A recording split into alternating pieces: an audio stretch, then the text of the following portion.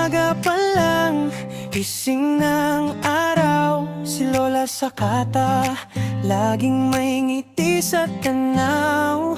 Ehersisyo muna bago magagahan. Malusog ang katawan, masigla ang isipan. Pagkatapos kusina ang kanyang mundo, masasarap na putahe, lutong todo-todo.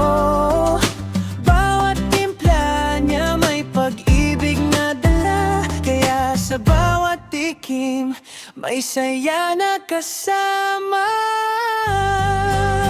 Lola Sakata, Lola Sakata,